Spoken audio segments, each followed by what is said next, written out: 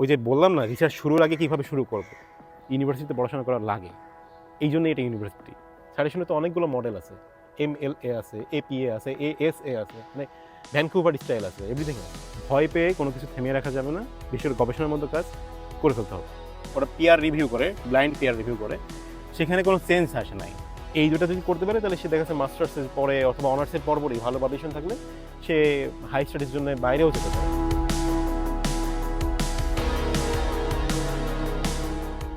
আসসালামু আলাইকুম। আজকে আমরা রিসার্চ নিয়ে ছোটোখাটো একটা রিসার্চই করে ফেলবো। সাথে আছে আমার ফ্রেন্ড মাহফুজ, আবু দারদা মাহফুজ। সে হচ্ছে সোশিওলজির 4th ইয়ার স্টুডেন্ট। ইভেন আমরা একই হল শেয়ার করি, মাহফুজও বিজয় একাত্তর হল, আমিও বিজয় একাত্তর হল। তো মাহফুজ, আমি শুরু করতে চাই যে আসলে আবু দারদা মাহফুজ, তো নামের একটু মিনিংটা খুব বল আমাকে, খুব ইন্টারেস্টিং নাম। আচ্ছা, নামটা ইন্টারেস্টিং এবং খুবই ইউনিক। আমি এই নামে আর কাউকে দেখিনি কখনো।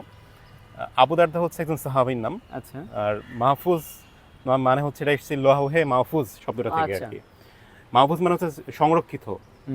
এটা আমার বাবা হচ্ছে মাহফুজ নামটা দিয়েছেন। আর আবু দারদা এটাও বাবারই রাখা।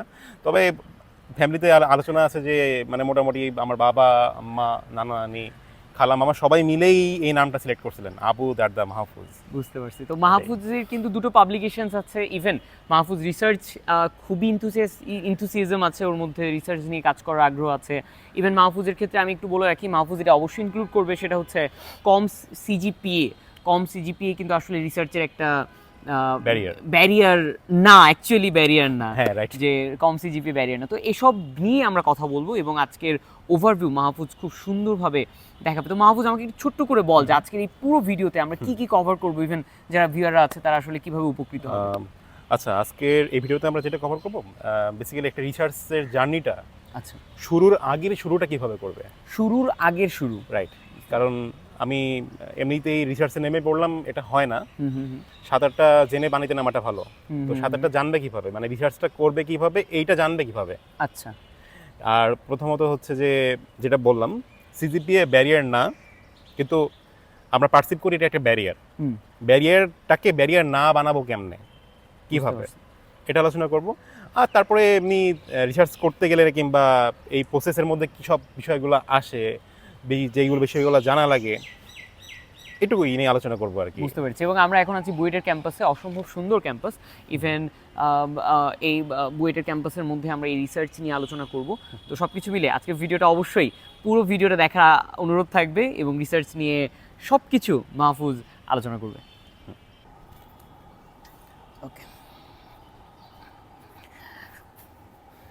তো মাহফুজ, হ্যাঁ, তোর মনে হয় সেমিস্টারের শেষ হলো, 7th সেমিস্টারের অর্ধেকটা শেষ হলো, পরীক্ষার অর্ধেক শেষ হলো। আমরা এখন যখন ভিডিও করতেছি, এখন কিন্তু আমাদের মাহফুজের হচ্ছে 7th সেমিস্টারের দুটো ফাইনাল হয়ে গেছে, আর বাকি দুটো ঈদের পরে, অর্থাৎ কুরবানির ঈদের একদম ছুটির আগের দিনে আমরা ভিডিও করছি। এবং মাহফুজ আজকে রাতে মনে হয় বাসায় চলে যাবে। হ্যাঁ, আজকে রাতে ট্রেনে বাসায় যাচ্ছি। ওকে, তো মাহফুজ, একদম রিসার্চের ব্যাপারে বলি। আমরা যে কয়েকটা জিনিস হাইলাইট করেছি, যেন একদম রিসার্চ শুরুর আগের শুরুটা কিভাবে করতে হবে।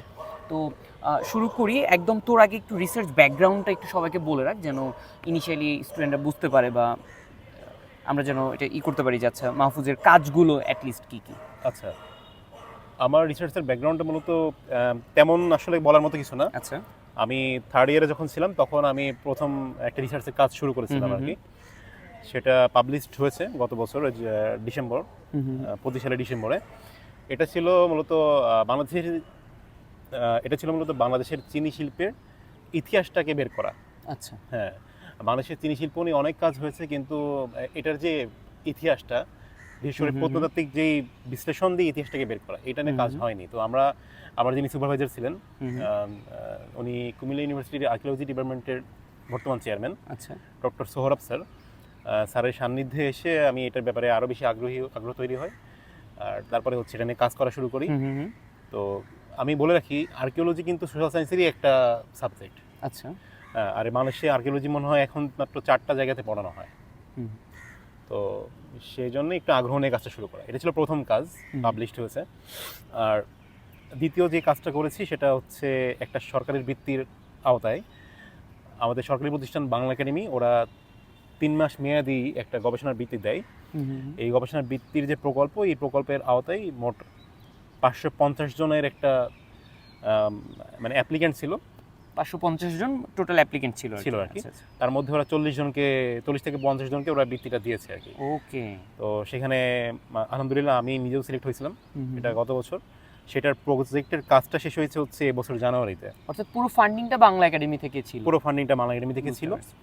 আর এটা হচ্ছে যে দ্বিতীয় কাজ আমার। বুঝতে পারছি। আর এই টপিকটা মূলত হচ্ছে তোর এটা মেডিকেল সোশিওলজির দিক থেকে, এটাকে আবার মেডিকেল অ্যানথ্রোপোলজি বলা যায়। আসলে মেডিকেল সোশিওলজি আর মেডিকেল অ্যানথ্রোপোলজি দুটো এমনভাবে ওভারল্যাপ করে এবং কানেক্টেড যে তুমি এটাকে আসলে আলাদা করে বলাটা কঠিন, মানে বলা যায় এবং না। এটা খুব ইন্টারেস্টিং যে মেডিকেল সোশিওলজি বা মেডিকেল অ্যানথ্রোপোলজি।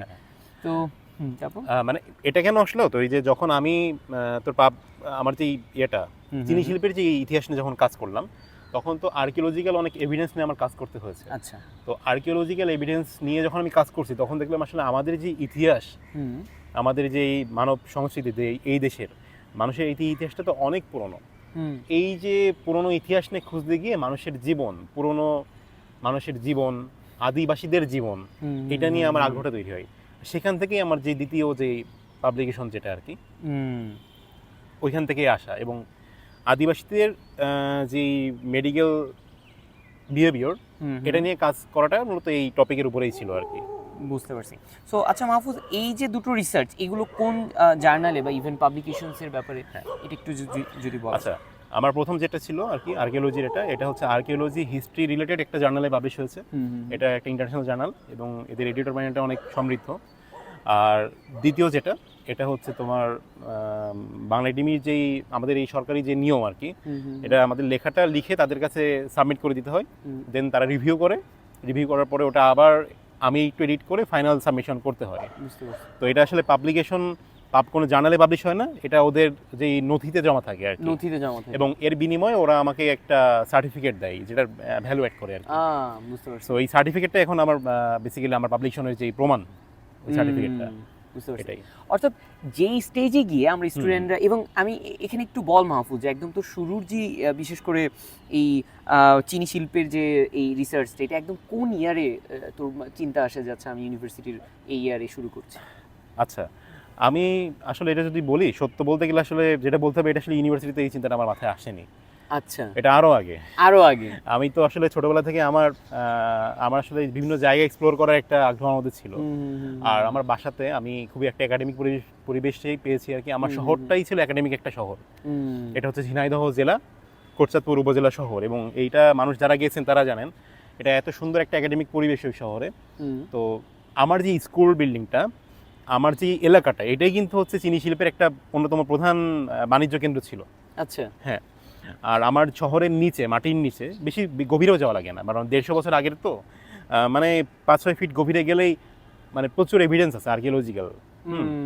সো এইসব থেকে আমি জানতাম আগে থেকে এগুলা, আমাদের চোখের সামনে দেখা। তারপরে চিনি শিল্পের যেই চিনিটা যে মানে যে সব ফ্যাক্টরিতে তৈরি হতো, অ্যাবান্ডন যে ফ্যাক্টরিগুলো, আমি কিন্তু এই ফ্যাক্টরি বলতে বর্তমান সময়ের যে সুগার মিলগুলো আছে এগুলোর কথা কিন্তু বলছি না। সুগার মিলগুলো তো এসছে 1930-তে, তারও আগে। এগুলো 1860-র দিকে এগুলো স্থাপিত ফ্যাক্টরিগুলো। তো এই ফ্যাক্টরিগুলো যেই মানে ধ্বংসাবশেষ বা এখনো যেগুলো আছে আর কি, সেগুলো হচ্ছে যে এখনো আমাদের শহরে ছড়িয়ে ছিটিয়ে আছে, আমরা দেখি আর কি। এবং আমাদের যে উপজেলা শহর, এটার কিন্তু বিকাশটা ওই চিনি শিল্পকে কেন্দ্র করে।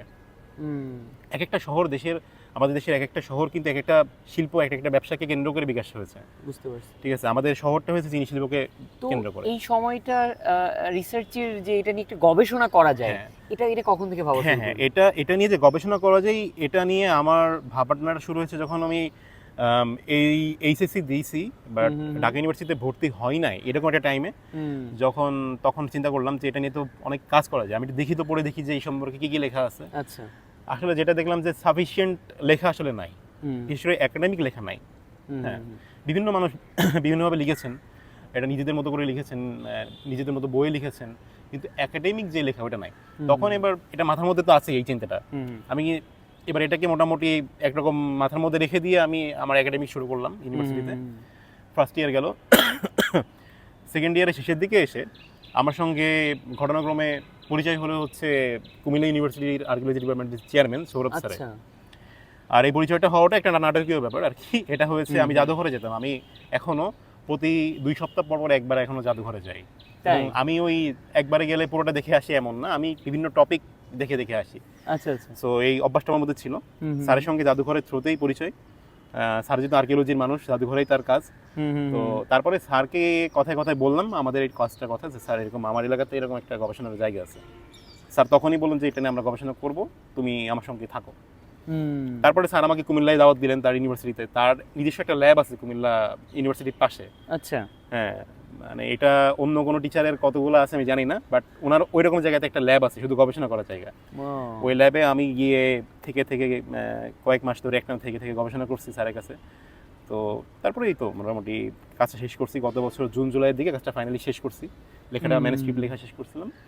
এর মধ্যে আর্কিওলজিক্যাল এভিডেন্স যেগুলো আমার এলাকা থেকে আমি মাটি খুঁড়ে সেগুলো নিজেদের মানে নিজেরাই কিন্তু এগুলো করছি, কোনো এক্সটার্নাল কোনো ফান্ডিং কিন্তু নাই, ওইভাবে তৈরি করছি। আর তারপরে জুনে জুলাই কাজ শেষ করার পরে ওটা আমি সাবমিট করলাম ইয়াতে, স্যারের পরামর্শ মতো কিছু জার্নাল সাবমিট করলাম। তো সবচেয়ে সুন্দর জিনিস এটা হচ্ছে কি, আমি যে জার্নালে এখন পাবলিশ হয়েছে আর কি, এই জার্নাল থেকে ওরা পিয়ার রিভিউ করে, ব্লাইন্ড পিয়ার রিভিউ করে, সেখানে কোনো চেঞ্জ আসে নাই। রিভিউতে রিভিউয়ার কোনো চেঞ্জ করেন না, মানে উইদাউট এনি চেঞ্জিং, ইভেন মানে একটা দাড়ি কমও চেঞ্জ হয় না। আর আমাকে উনি যে এডিটর উনি আমাকে বলেছেন যে আপনার পেপার খুব ইন্টারেস্টিং এবং আমরা এখানে কোনো চেঞ্জ আসলে করতে পারিনি, এটা আমরা অ্যাকসেপ্ট করে নিচ্ছি। এটার মানেটা হচ্ছে যে আপনি বুঝতে পারতেছেন যে আসলে কোন ধাঁচে লেখা হয়েছে, যেটা একটা পিয়ার রিভিউ এবং ব্লাইন্ড পিয়ার রিভিউয়ের কোনোভাবে এটার কোনো চেঞ্জেস আনা হয়নি। তো এই অংশটা ছিল মূলত যে মাহফুজের রিসার্চ ব্যাকগ্রাউন্ডটা ইউনিভার্সিটিতে কীভাবে গ্রো করলো, ইভেন তার রিসার্চ মাইন্ডসেটটা কীভাবে তার এলাকা তাকে ইউনিভার্সিটিতে এসে একটা রিসার্চ পেপার লিখতে সাহায্য করলো। সো এই বিষয়গুলো মাহফুজের একদম ব্যক্তিগত জায়গা থেকে যে কীভাবে রিসার্চ মাইন্ডসেটটা তৈরি হয়েছে। তো আমরা এই ব্যাকগ্রাউন্ডের মাহফুজের এখানে জানলাম, এবং আমরা পরবর্তী পার্টে মাহফুজ কী নিয়ে আলোচনা করব?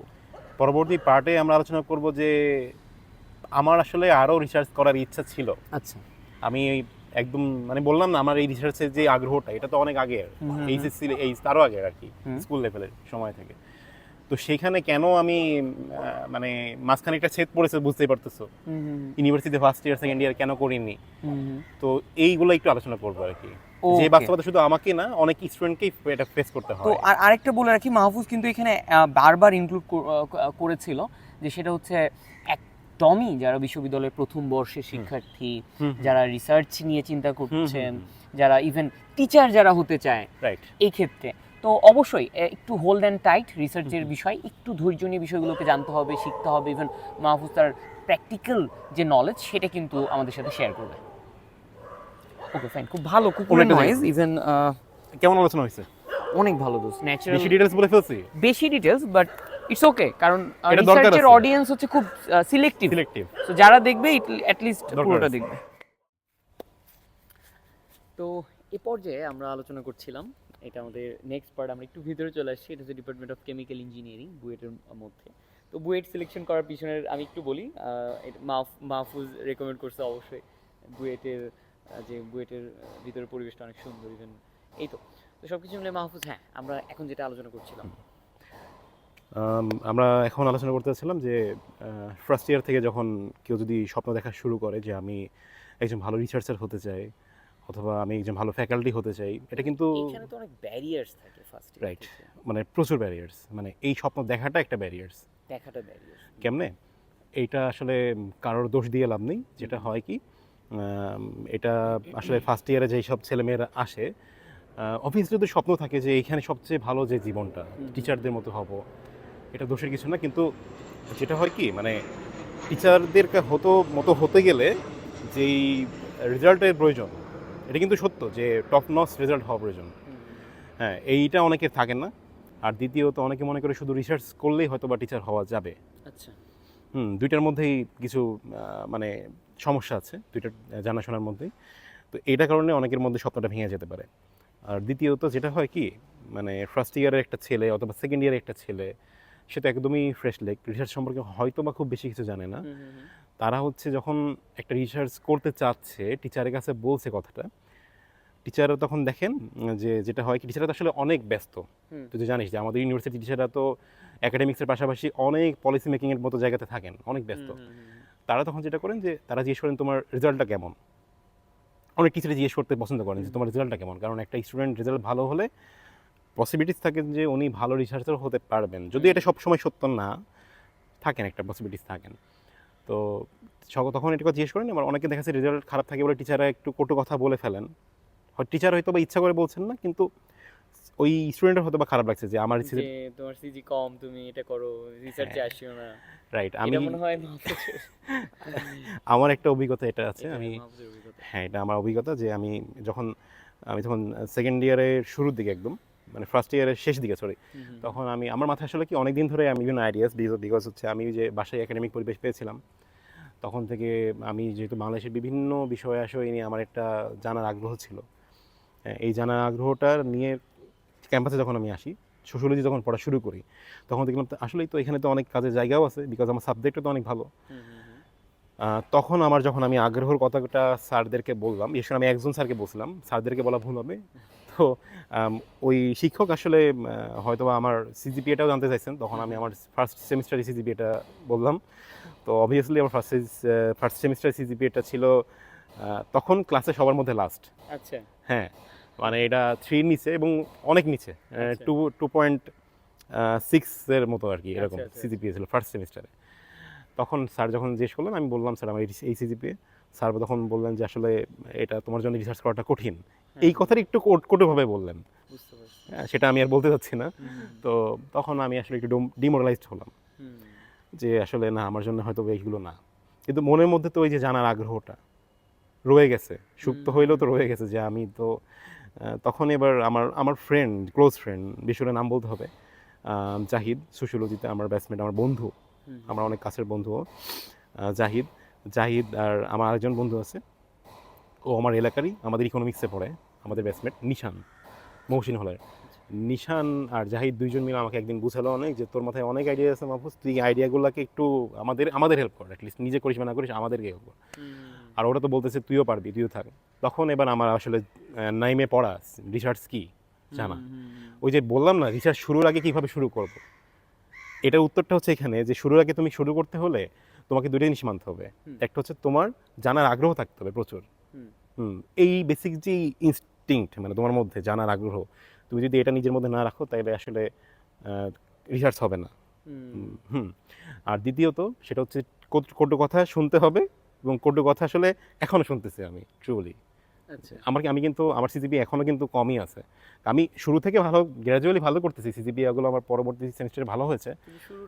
শুরুটা যেহেতু অনেক খারাপ ছিল, পরে আর কি সেটা আর কত ভালোই বা হয়েছে, সেটাই হচ্ছে বিষয়।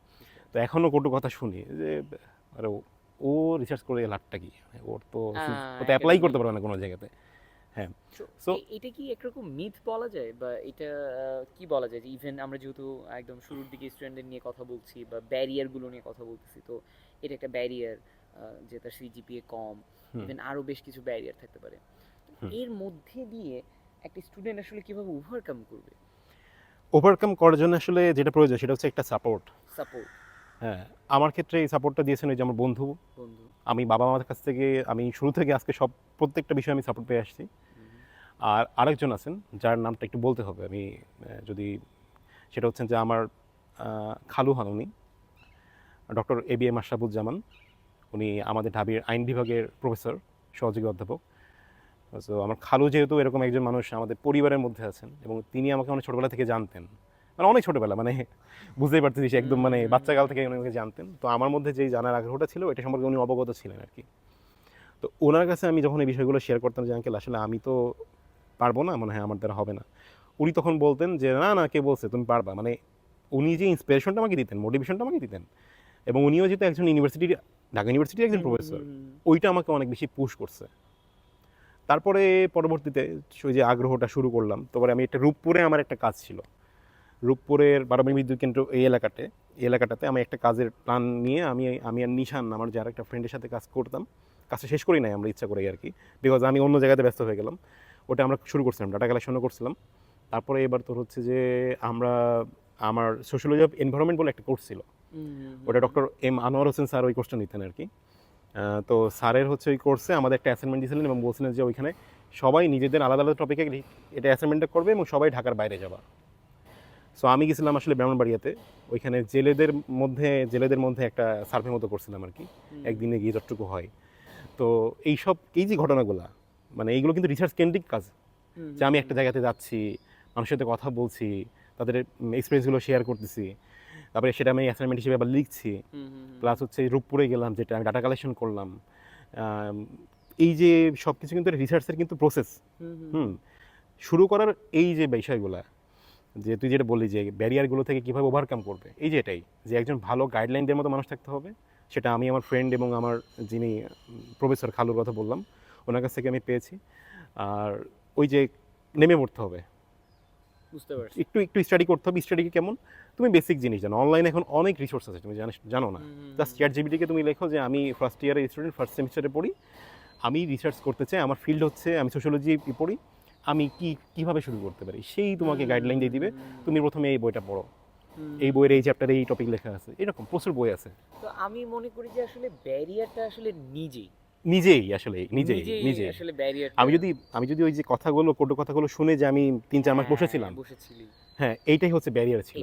কিন্তু তারপরে যে আমি লজ্জা শরম সব কিছু ছেড়ে দিয়ে যে আমি গেলাম, শুরু করলাম যে না নেমে পড়ি, দেখি কি হয়।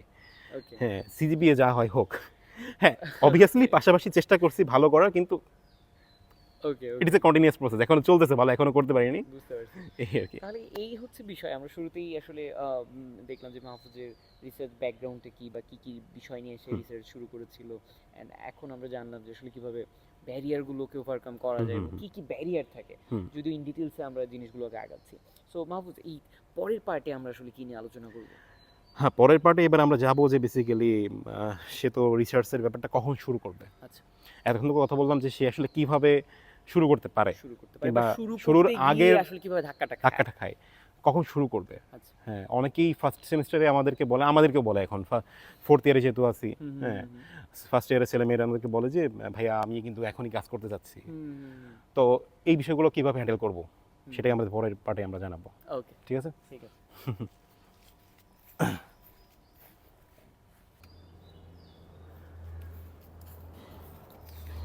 ওকে, সো আমরা থার্ড পার্টে চলে এসেছি, অ্যান্ড এই তো তাহলে কি শুরু করি? হ্যাঁ, যেটা তুই বলছিলি যে তখন যে সবাই যখন ক্যাম্পাসে প্রথম আসে, আজকে কিন্তু আমাদের এটার টপিকটা কিন্তু যে বেসিক্যালি আমি যেটা ফিল করছি বাচ্চা কাল থেকে, মানে ফার্স্ট ইয়ার থেকে যে আগ্রহটা থাকে যে আমার মধ্যে, যে আমি রিসার্চ করব, আমি ফ্যাকাল্টি হতে চাই, এই স্বপ্নটাকে কিভাবে আরও বেশি ভালোভাবে কন্টিনিউ করা যায়, ধরে রাখা যায়, এটা কিন্তু আমাদের আজকের টপিকের একটা গুরুত্বপূর্ণ মানে উপজীব্য বিষয় আর কি। ঠিক আছে, তো যেটা বলছি এখন ওরা তো চিন্তা করলো কখন থেকে, যে শুরুর আগে কীভাবে শুরু করবে এটা তো বললামই। এখন যেটা করতে পারে যে কখন শুরু করবে বেসিক্যালি রিসার্চের ব্যাপারটা। তো যেটা বলে কি, আসলে রিসার্চ এমন একটা জিনিস যে তুই অনেক পড়তে হবে তোকে বেসিক্যালি, সত্য এটা হচ্ছে সবচেয়ে সত্য কথা। এবং তোর মাথায় একটা আইডিয়া এসছে, হ্যাঁ এই আইডিয়াটা আসলে আইডিয়া কি না এটা জানতে হলেও তোর বেসিক্যালি অনেক লেখা পড়তে হবে, যেটাকে আমরা বলি লিটারেচার রিভিউ, বাংলায় বলি সাহিত্য পর্যালোচনা। তো লিটারেচার রিভিউ পার্টটা হচ্ছে রিসার্চের সবচেয়ে গুরুত্বপূর্ণ পার্ট আমি মনে করি। কারণ এই লিটারেচার রিভিউ পার্টটা যে যত ভালো করে শেষ করবে কিংবা যে যত ভালো করে বুঝবে, তার ফুল রিসার্চটা তত ভালো হবে। ঠিক আছে, দেখা যাচ্ছে আমি একটা জিনিস চিন্তা করলাম যে হ্যাঁ এই টপিকটা দারুণ, কিন্তু চিন্তা করলেই হবে না, যদি অলরেডি কেউ একজন এই কাজটা করে ফেলে তাহলে তোমার কাজটা করার খুব বেশি প্রয়োজন নেই, কারণ খুব বেশি ভ্যালু অ্যাড করে না। দেখতে হবে যে কাজটা কে করেনি কিংবা কোন কাজটা করেনি সেটা। এখন বিষয় আসছে, হ্যাঁ তুমি যেটা চিন্তা করছো সেটা কাজ হয়ে গেছে, তাও কি তুমি কাজটা করবা না? করবা, কখন করবা? দেখা যাচ্ছে কাজটা হয়েছে 25-26 বছর আগে, তাহলে কি হবে, একটা টাইম লাইনের একটা গ্যাপ আছে কিন্তু, বুঝতে পারছো? তারপরে ধরো যে ওটা অন্য একটা এলাকাতে হয়েছে, হয়তো যে কাজটা তুমি খুঁজতেছো পেয়েছো, একজন সেম কাজটাই করছে ইউএসএতে, বাট তুমি এটা বাংলাদেশে করতে চাও। সো ডেমোগ্রাফির একটা ডিফারেন্স আছে। সো এইসব বিষয়গুলো আছে, কিন্তু বলি যে এই ধরনের গ্যাপগুলো, যে ধরনের কথাগুলো বললাম আর কি, এগুলো একটু কম গুরুত্বপূর্ণ গ্যাপ। সবচেয়ে গুরুত্বপূর্ণ যেই গ্যাপটা সেটা হচ্ছে যে যেভাবে সে কাজটা করেছে, মানে যে পদ্ধতিতে সে রিসার্চটা করেছে, ম্যাথোডোলজি, এই পদ্ধতিটা কতটুকু ভালো, কতটুকু আরও ডেভেলপ করা যায় এটাই। তো প্রথমত হচ্ছে সবার আগে পড়তে হবে। এখন ফার্স্ট ইয়ারে একটা ছেলে আসলো, সে প্রথম বেসিক কোর্সগুলো করলো, করে তার পক্ষে যেটা হয় কি, মানে যদি খুব মানে এনথুজিয়াস্টিক না হয় তাহলে যেটা হয় যে তোমার হচ্ছে সে আসলে খুব বেশি পড়াশোনা করতে চায় না। তখন এই ধরনের ছেলেদের জন্য রিসার্চ করাটা কঠিন হয়ে যায়। আমিও বেসিক্যালি এরকমই ছেলে ছিলাম, যে আসলে আমার অনেক আগ্রহ কিন্তু আমি পড়ি না। এটা আমার একটা কমন ব্যাপার। হ্যাঁ, আমি আজীবনই এটা এরকমই স্টুডেন্ট। তো দেখলাম যে আসলে একটু পড়তে হবে। তো যেটা হয় কি, ওই যে আমার তো আর কেউ বাধ্যকতা করে দিচ্ছে না যে তোমাকে আজকের মধ্যেই 10টা বই পড়তে হবে, এমন না। আমি সময় নিয়ে নিয়ে এগোলাম। মাহফুজ, একটু যদি স্পেসিফিক্যালি বলি যে এই পড়াটা আসলে কি পড়া, কোন বিষয়গুলো পড়া? হ্যাঁ হ্যাঁ আগ্রহের বিষয়গুলো নাকি র্যান্ডম কোনো কিছু হতে পারে? হ্যাঁ, এটা তুই দারুণ একটা কোশ্চেন করছিস। আসলে রিসার্চের শুরুটাই কিন্তু হতে হবে আগ্রহের বিষয় থেকে। আচ্ছা মানে তুই যদি অপেক্ষা করিস যে একটা ভালো টপিক খুঁজে নিব, আচ্ছা, তাইলে না অনেক ঝামেলা হয়ে যাবে। বুঝতে পারছি। তোর মন যেটা চায়, ওকে। ঠিক আছে, সেটাতেই তোর কাজ করতে হবে, তাহলে তুই কাজের আগ্রহটা পাবি অলওয়েজ। হ্যাঁ, যেমন আমি বলি আমার মানুষের জীবন আচরণ, বিশেষ করে তোর হচ্ছে যে স্বাস্থ্যকেন্দ্রিক আচরণ, কিংবা ধর যে তাদের, বিশেষ করে আর একটা জিনিস আমার পছন্দ সবচেয়ে বেশি, যে আমাদের যে বনাঞ্চলগুলো বাংলাদেশে আছে, আচ্ছা। ফরেস্ট্রি, এই বনের যে সোশিওলজিক্যাল ক্যারেক্টারিস্টিক্সগুলো থাকে, কারণ একটা বনে শুধু তো প্রাণীই থাকে না, মানুষও থাকে ওই বনের সাথে। আর বনের সাথে, এই প্রকৃতির সাথে তো আমরাও জড়িয়ে আছি। তো আমার বনের সঙ্গে মানুষের যে সম্পর্ক, সোশিওলজিক্যাল সম্পর্ক, এটা নিয়ে আমার আগ্রহ আছে। তো আমি যদি এখন এই আগ্রহ বাইরে গিয়ে কাজ করি, তাহলে আমি স্পৃহাটা পাবো না, মানে পাবো না থেকে সবকিছুর পাবো না, মানে ওই যে জোরটা পাবো না, পিছন থেকে একটা তাগিদ পাবো না, ঠিক আছে। সেখান থেকে আমার মনে হয় যে যে সে আসলে পড়বে সেটাই যেটা সে পড়তে আগ্রহ বোধ করে। হ্যাঁ, এখন সে তো প্রথম দিকে বেসিক বিষয়গুলোই জানে, তাই না, বেসিক কোর্সগুলোই সে পায়। তো বেসিক কিছু দিয়ে সে শুরু করতে পারে, সে এইগুলো নিয়ে আলোচনা করতে পারে, যারা সিনিয়র আছেন, ভাইয়া আপুরা ডিপার্টমেন্টে যারা থাকেন, তারা আলোচনা করতে পারেন। এবং আলোচনা করলে যেটা হবে যে তারা একটা গাইডলাইন দেন, যেটা টিচার হয়তো অনেক সময় দিতে পারেন না, বিকজ অফ টিচারে তো অনেক ব্যস্ততা থাকেন। হ্যাঁ, তো সেই গাইডলাইনটা নিয়ে যদি একটা ছেলে মেয়ে তোর পড়ার অভ্যাসটা তৈরি করতে পারে, যে একটা শুধু লিটারেচার রিভিউ মানে শুধু কিন্তু বই পড়া না, একটা সিস্টেমেটিক পড়া, পড়ারও কিন্তু একটা সিস্টেম আছে ওইটার। তো এইভাবে যদি সে পড়তে পারে, তারপরে তো গেল লিটারেচার রিভিউ পার্টটা গেল, তারপরে পড়ার পরে এবার তাকে ঠিক করতে হবে যে সে বেসিক্যালি রিসার্চ কোশ্চেনটা কি। আচ্ছা, কি নিয়ে জানতে আগে চায়? ছিল তো টপিকটা, এবার আমি আসছি কোশ্চেনটা, ঠিক আছে। এবার ওই আমি যে এতগুলো বই পড়লাম, লিটারেচার রিভিউ করলাম, একটা গ্যাপ খুঁজে পাইছি, ওই গ্যাপটা নিয়েই তো আমার কোশ্চেনটা তৈরি হবে। এবার এই কোশ্চেনটা পাওয়ার পরে এবার আমাকে তোমার মনে করো যে আরও কিছু রিসোর্স খুঁজতে হবে, অনলাইনে কী কী কাজ হয়েছে, কিংবা অফলাইনে যেসব আমাদের লাইব্রেরিজ আছে বিভিন্ন, সেখান থেকে বইটই নিয়ে একটা প্রপোজাল দাঁড় করাতে হবে বেসিক্যালি। প্রপোজাল? হ্যাঁ, প্রপোজালে একটা গুরুত্বপূর্ণ জিনিস যেটা উল্লেখ করতে, সেটা হচ্ছে ম্যাথোডোলজি, রিসার্চের ম্যাথোডোলজি। বাংলাদেশের রিসার্চের যেই চর্চা, সেখানে আসলে ম্যাথোডোলজিক্যাল ইস্যুগুলো অনেক ইয়ে করে। তোমার আরও যদি বলি যে ধরো সোশ্যাল সায়েন্সে আমরা যারা রিসার্চ করি, আমাদের মধ্যে কোয়ালিটেটিভ রিসার্চের ম্যাথোডোলজি আছে, কোয়ান্টিটেটিভ রিসার্চের ম্যাথোডোলজি আছে, আর একটা হচ্ছে দুইটার কম্বিনেশন, মিক্সড মেথড। তো একটা বাচ্চা ছেলে, মানে ফার্স্ট ইয়ার সেকেন্ড ইয়ারের ছেলের জন্য এটা ভাবা কঠিন হয় যে কোনটা করা উচিত হবে। সেক্ষেত্রে সে বড় ভাই কিংবা টিচারদেরকে হেল্প নিতে পারে। আর যদিও কেউ এত দূর এগিয়ে যায়, তখন টিচার তাকে হেল্প করেন, আমি যতদূর জানি। এত দূর এগিয়ে যাওয়ার পরে যে আমার কাছে একটা ছেলে এতগুলো বই পড়ে এসছে, তার মানে ওরা এফোর্ট দিতে পারে, তখন প্রতিটি ডিপার্টমেন্টে ভালো ভালো কিছু টিচার থাকেন যারা এই ধরনের হেল্প করেন। তখন এবার তোমার হচ্ছে যে এই মেথোডোলজি ঠিক করার পরে এবার মোটামুটি একটা প্রপোজাল দাঁড় করাতে হয়, রিসার্চের প্রপোজাল, ফর্মাল প্রপোজাল, এটার একটা স্ট্রাকচার আছে। তো সেটা করে এবার তুমি যে শিক্ষকের সঙ্গে কাজ করতে চাও, কিংবা যে বড় ভাই বা যে যার সঙ্গে কাজ করতে চাও, তাকে এটা দিয়ে তাকে কনভিন্স করতে হয়। তারপরেই এই যে তোমার এবার সেই যাকে কনভিন্স করাবে সে যদি কনভিন্স হয়, তাহলে এবার দেখা যাচ্ছে যে তার পরামর্শ মতো তোমার ফুল জার্নিটা শুরু হবে এবার রিসার্চের। তো দেখা যায় যে ফার্স্ট ইয়ার থেকে যদি কেউ যদি এটা শুরু করে, জানাশোনা দিয়ে শুরু করে কাজ শেষ করতে করতে সেকেন্ড ইয়ার হয়ে যায়। তো আমি বলবো সবচেয়ে ভালো হয় কেউ যদি থার্ড ইয়ারে থাকতে চিন্তাটা শুরু করতে পারে, মানে না, চিন্তাটা তো প্রথম থেকেই শুরু করবে ইউনিভার্সিটি ফার্স্ট দিক থেকেই, বাট কাজটা থার্ড ইয়ার থেকে যদি শুরু করতে পারে, তাহলে তার জন্য সময়ও পাওয়া যায়, যেমন থার্ড ইয়ার ফোর্থ ইয়ারে একটা পাবলিকেশন করা যেতে পারে, মাস্টার্সে গিয়ে তো মনোগ্রাফ আর থিসিসের থেকেও তো একটা পাবলিকেশন বের করতেই পারে, ইউনিভার্সিটি তো এই সুযোগটা দেয়। আর এই দুটো যদি করতে পারে, তাহলে সে দেখা যাচ্ছে মাস্টার্সের পরে অথবা অনার্সের পরপরই ভালো পাবলিকেশন থাকলে সে হাই স্টাডিজ জন্য বাইরেও যেতে পারে। আর সেটা যদি সে নাও যায়, তার জন্য বাংলাদেশের রিসার্চের ফিল্ডে অনেক জায়গা আছে যেখানে জব অ্যাভেলেবল, যদিও জায়গাটা কম, কিন্তু এখনো জায়গা আছে, মানে সুযোগ আছে কাজের। তো আমি মনে করি যে থার্ড ইয়ারের শুরুর দিকে হচ্ছে কারোর জন্য একটা ভালো সুযোগ আছে। আর পাশাপাশি সে তো কোর্স ওয়ার্ক করতেছে, স্ট্যাটিস্টিক্স শিখতেছে, একসময় সে মেথোডোলজি শিখবে, একসময় সে হচ্ছে যে মনোগ্রাফের কোর্সও করে ফেলবে। এটা তো অন দ্য ওয়ে সে শিখতেই আছে, তাই না? বুঝতে পারছি। সো এইভাবেই আর কি শুরু করতে হবে।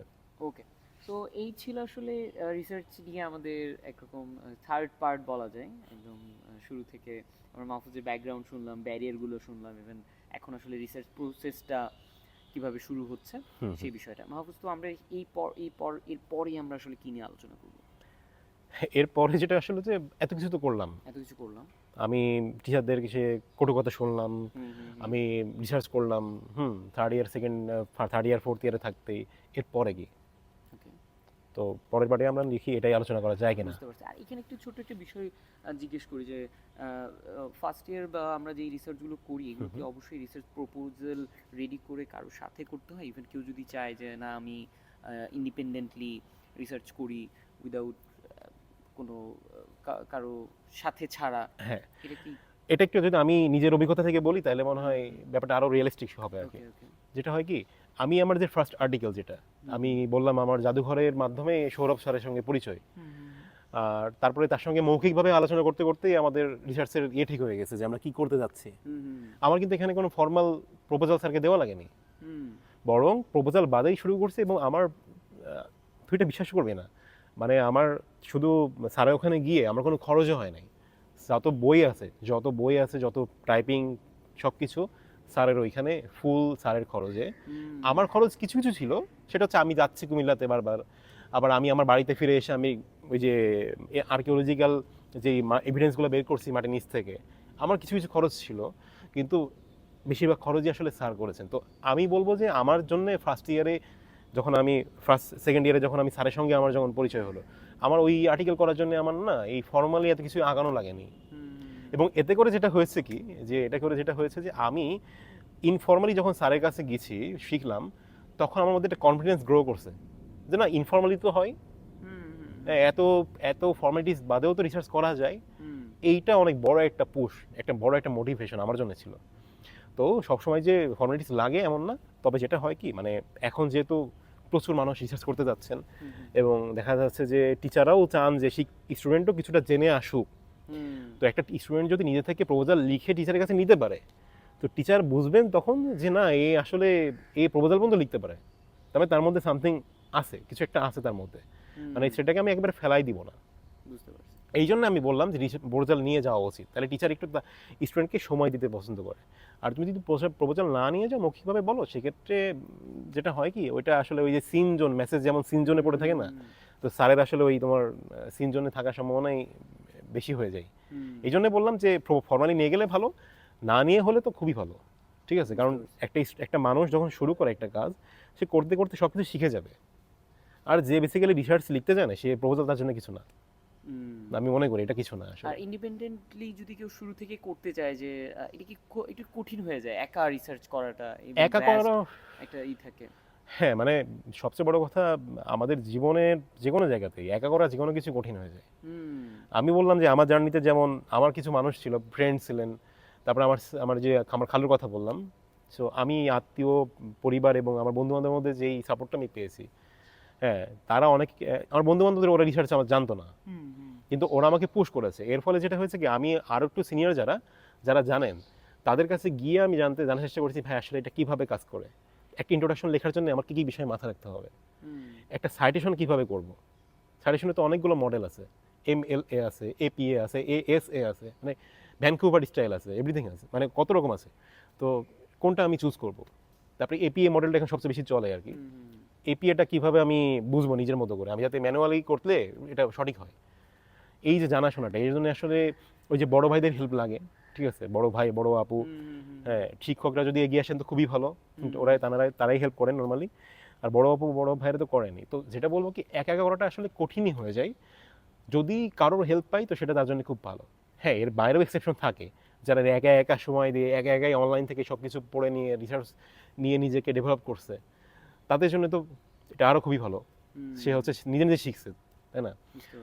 দুইটারই ভালো দিক যেমন আছে, দুইটারই কিছু বাধা প্রতিবন্ধকতা আছে। তবে আমি বলবো যে একা করুক বা কারো গাইডলাইনে করুক, করতে হবে, বসে থাকলে আসলে হবে না। মূল বিষয়। ওকে, এই তো আমরা পরের পার্টি চলে যাব এবং পরের পার্টি আমরা আরো বিস্তারিত আলোচনা করব। দেখ কি অবস্থা, কথা দীর্ঘ হয়ে গেছে। মাহফুজ, আমরা এই পর্যায়ে একদম আমরা লাস্ট পার্টি, রাইট? তো আমরা লাস্ট পার্টি এসে আমরা আসলে কোন বিষয়টা নিয়ে শেষ করব, বা আমি আমি একটু বলি লাস্ট পার্টে অবশ্যই এটা যেন ইনক্লুড থাকে যে আসলে তুই যদি আবার প্রথম বর্ষে ফিরে যেতি কোন ভুলগুলো করতি না, বা রিসার্চ নিয়ে কোন বিষয়গুলো কাজ করতি আসলে। আচ্ছা, এটা খুব ভালো একটা সুযোগ পেলাম যে আসলে মানে আমি প্রথম থেকে যদি আবার শুরু করার সুযোগ পেতাম ঢাকা ইউনিভার্সিটিতে সোশিওলজি ডিপার্টমেন্টেই, তাহলে আমি কি করতাম। আর এটা হচ্ছে যে অনেক কথা বলা যায়, আমি সংক্ষেপে বলি। প্রথমত আমি ভর্তি হওয়ার পরপরই যেটা করতাম সেটা হচ্ছে যে সোশিওলজি কী, আমরা কেন সোশিওলজি পড়ি, বাট এটার ডাইমেনশনটা কী, এটা শুধু কোর্স ওয়ার্কের উপরে ডিপেন্ড করে জানার থেকে নিজে একটু জানা, হ্যাঁ, বা অন্য যে কোনো ডিপার্টমেন্টে, যে কোনো ডিপার্টমেন্টের ক্ষেত্রে এটা সত্য, নিজে নিজে জানা যে এটা কীভাবে কাজ করে। তাহলে যেটা হয়, আমি কলেজ থেকে পড়ে এসে, অনেকে সায়েন্স ব্যাকগ্রাউন্ড স্টুডেন্ট থাকে, অনেকে এখানে এসে আর্টস কিংবা সোশ্যাল সায়েন্সে ভর্তি হয়, তাদের ক্ষেত্রে একটা ধাক্কা কাজ করে, জানাশোনা একটা ডিস্টেন্স থাকে, তাদের ক্ষেত্রে যাতে এইটা প্রবলেম ক্রিয়েট না করে। তো আমি যদি ফার্স্ট ইয়ারে সুযোগ পেতাম, আমি এটা করতাম যে আমি কোর্স ওয়ার্কের আগে একটু জেনে আসার চেষ্টা করতাম যে বেসিক্যালি এখানে আমি কী কী করবো। দ্বিতীয়ত, আমার এখানে কী কী রিসার্চের সুযোগ আছে ভবিষ্যতে, এটা। আচ্ছা, আর প্রথমে এসে যেটা করতাম, একদম প্রথম দিন থেকে আমি পড়ার পিছনে একটা নির্দিষ্ট সময় দিতাম প্রতিদিন। আচ্ছা, যেটা আসলে আমি কন্টিনিউ করতে পারিনি প্রতিদিনের জন্য, আর অনেকেই পারে না আসলে। কিন্তু ইউনিভার্সিটিতে অনেকে বলেন যে পড়াশোনা করা লাগে না, এটা একটা মিথ্যা কথা। ইউনিভার্সিটিতে পড়াশোনা করা লাগে, এই জন্যই এটা ইউনিভার্সিটি, হ্যাঁ। এবং ইউনিভার্সিটিতে প্রত্যেকটা টপিক, আমি যেটা ক্লাস হবে আমার নেক্সট দিন, এটা যদি আগে একটু দেখে যাই, আমার বিশদ জানতে তো হবে না, আগে একটু দেখে গেলাম, ধারণা নিয়ে গেলাম, তাহলে কি হয়, ক্লাসটা উপভোগ্য হয়, জানা হয়। আর হচ্ছে যে তখন ওই জানাটা আরও মানে গভীরভাবে মাথার মধ্যে ঘিরে থাকে আর কি। আর দ্বিতীয়ত যেটা করতাম সেটা হচ্ছে যে আমি এই যে 3টা কাজের কথা বললাম, আগে জেনে আসতাম, কোর্সে মনোযোগ দিতাম, ক্লাসগুলো ভালোভাবে করতাম, প্রতিদিন সময় দিতাম, এই 3টা কাজ ভালোভাবে করলে আমার রেজাল্টটা আরও ভালো হতো। সো অবভিয়াসলি এখন যারা ফার্স্ট ইয়ারে আছে, ওরা যদি এখন শুরু করতে চায় যে কীভাবে ভালো করবে, সবার জন্য একটাই কথা বলবো, সময় দিতে হবে। যেই কোর্স করতেছো, যেই ক্লাস করতেছো, ওই ক্লাসের ঢোকার আগে ওই ক্লাস সম্পর্কে একটু জেনে যেতে হবে। ওই ক্লাসে স্যার যে টপিক পড়াবে, কোথা থেকে জানবে, অনলাইনে রিসোর্স তো অ্যাভেলেবেল আছে, এটা নিয়ে কথা বলবো না। আমাদের ঢাকা ইউনিভার্সিটিতে যেহেতু আমার এখানে আমরা দেখছি, আমরা বলতে পারি, সেটা হচ্ছে যে প্রত্যেকটা ডিপার্টমেন্টের সেমিনার লাইব্রেরি আছে, আর এখানে প্রচুর বই আছে, প্রচুর বই, মানে এটা সত্য কথা, প্রচুর বই। তো এখানে যদি কেউ সময় দেয়, তাহলে তার জন্যে পুরো জার্নিটা ইজি হয়ে যায়। আর একটা কথা সেটা হচ্ছে যে আমি অপরচুনিটিস খুঁজতাম যে কীভাবে আরও কিছু ইসিএ, এক্সট্রা কারিকুলার অ্যাক্টিভিটিসে আরও কীভাবে নিজেকে ইনভলভ রাখা যায়। আমি তো নিজে লেখালেখি কিন্তু করি, আমি প্রথম আলোতে হচ্ছে ফিচার বিভাগে 23 সাল থেকে কাজ করছি। তো আমার এটার পাশাপাশি আমার মনে হচ্ছে এটুকু স্যাটিসফাই, মানে এটুকু মানে এনাফ না, আমার মনে হচ্ছে আরও কিছু করা যেতে পারে।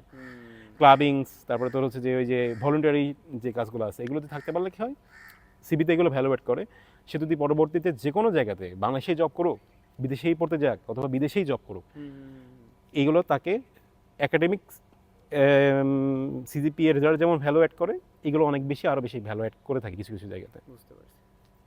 তো আমি যদি ফার্স্ট ইয়ার থেকে সুযোগ পেতাম, আমি এগুলোই করতাম, যেগুলো কথা তখন ধরে বললাম। বুঝতে পারছি। তো এই ছিল বিষয়। ইভেন আমি যদি একটু কনক্লুশন টানতে চাই বা মাহফুজকে বলি যে আসলে রিসার্চের এই ভিডিওটা যদিও একটু ইন ডিটেলসে আমরা আলোচনা করেছি, ব্যাকগ্রাউন্ডটা কি, বা ইভেন ব্যারিয়ারসগুলো কী হতে পারে ওভারকাম, দেন রিসার্চের ফান্ডামেন্টাল কিছু বিষয়, একদম মেথোডোলজি কী বা লিটারেচার রিভিউ কী, এসব গতানুগতিক কথাগুলো আমরা বলি নাই। ইভেন এগুলো ফাইন্ড আউট করাটাও তুলনামূলক ইজি হয়ে যায় এই বিষয়গুলো যদি জেনে ফেলে। তো মাহফুজ, তুই একটু কনক্লুশন পার্টটা টেনে দে যে আসলে তোর ক্ষেত্রে কি বলার আছে, বা আজকের পুরো ভিডিওটা যারা এখন পর্যন্ত দেখছে তাদের উদ্দেশ্যে শেষ কর। আচ্ছা, আমি যারা এখন পর্যন্ত ভিডিওটা দেখতেছে তাদের ক্ষেত্রে আমার একটাই কথা বলার, যে যদি জানার আগ্রহ থেকে থাকে, এটাকে লালন করেন নিজের মধ্যে, কখনো এটাকে দমাতে দিবেন না। আর যদি জানার আগ্রহ না থেকে থাকে, তাহলে প্রচুর পরিমাণে পড়েন, বই পড়েন, ম্যাপ এক্সপ্লোর করেন। হ্যাঁ, আগে নিজের দেশটাকে জানেন, নিজের মানুষ, নিজের দেশ, এটা কালচারটাকে জানেন, সাহিত্যটাকে জানেন, দেখবেন যে আপনার মধ্যে জানার আগ্রহ তৈরি হচ্ছে আস্তে আস্তে। আর দ্বিতীয়ত, কেউ যদি রিসার্চ শুরু করার ইচ্ছা আছে, কিংবা করতে পারছেন না, ভয় পাচ্ছেন, কিংবা কোনো কারণে থেমে আছেন, তাকে বলবো নেমে পড়েন। আপনি যা জানেন সেটা দিয়েই লিখেন, 2 লাইন প্রতিদিন, 1 লাইন 2 লাইন করে লিখেন। অনলাইনে রিসোর্স আছে, ফ্রি রিসোর্স ডাউনলোড করে নেন। আর তৃতীয়ত যারা হচ্ছে যে একদম ফ্রাস্ট্রেটেড ছেলেমেয়েরা যারা স্বপ্ন দেখতেছে যে ক্যাম্পাসে এসে তারা একটা ভালো রেজাল্ট নিয়ে বের হবে, যারা অনেকে ফ্যাকাল্টি হতে চায়, তো তাদেরকে বলবো ফ্যাকাল্টি হওয়া কিন্তু অনেক টাফ। 3.5-এর উপরে সিজিপিএ লাগে মাস্টার্স এবং অনার্সে, এবং শুধু এটা হইলেই হয় না, দুইটাতেই ফার্স্ট সেকেন্ড থার্ডের মধ্যে থাকতে হয়।